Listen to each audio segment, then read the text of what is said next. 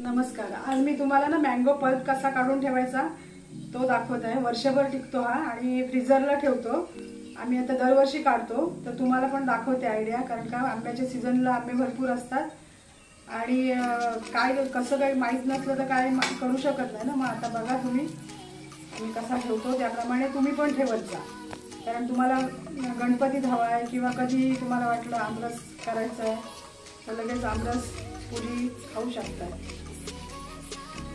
आता पहिला कापून घेऊया. हा धुतलाय स्वच्छ आणि धुवून पुसून घेतलाय. आता कापून घेऊया.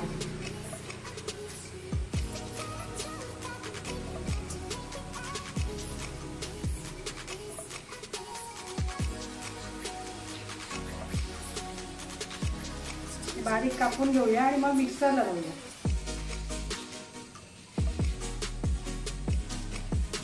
झालंय आता मिक्सरला लावून घेऊया.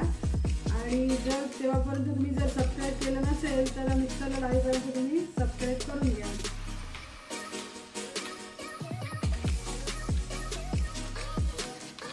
आता बघा मिक्सरला लावून झालाय. आता या कढईमध्ये ना गरम करायला ठेवूया आणि गॅस एकदम कमी करायचा.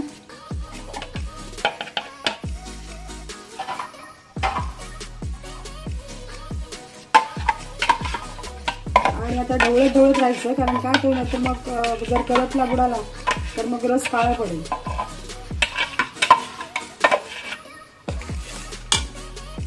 आणि आता जे 4 आंबे होते ना, 4 आंब्यांमध्ये आता मी सपाट वाटी साखर घेतली आहे.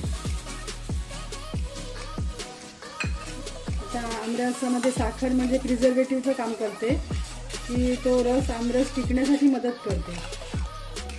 म्हणून आपण साखर टाकतो. जास्ती जरा टाकली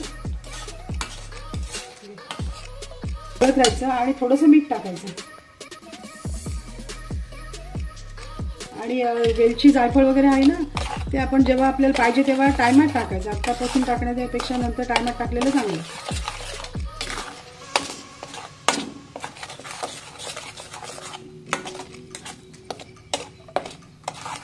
आता 15 मिनिटं झालीत. आता हा गॅस मी बंद करते आणि थंड झालं की आपण आता भरून ठेवूया. कशामध्ये तुम्हाला डब्यामध्ये पाहिजे तर डब्यामध्ये भरा.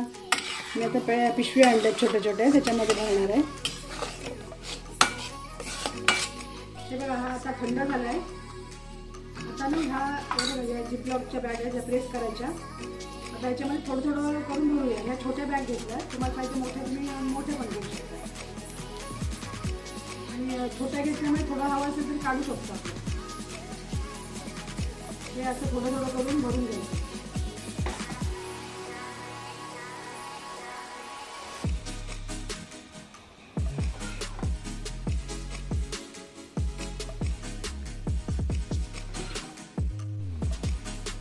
आता बघा या बॅगमध्ये आंबा हे भरून झालंय, पल्प भरून झालाय.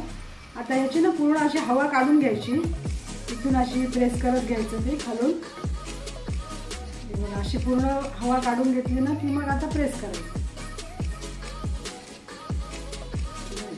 आता हा ना 4 आंब्यांचा जवळजवळ अर्धा किलो मँगो पल्प झाला. मस्त हापूस आंब्याचा आता हा ना फ्रीजरला ठेवते आणि वर्षभर तुम्हाला कधी पण पाहिजे तेव्हा आपण काढू शकतो.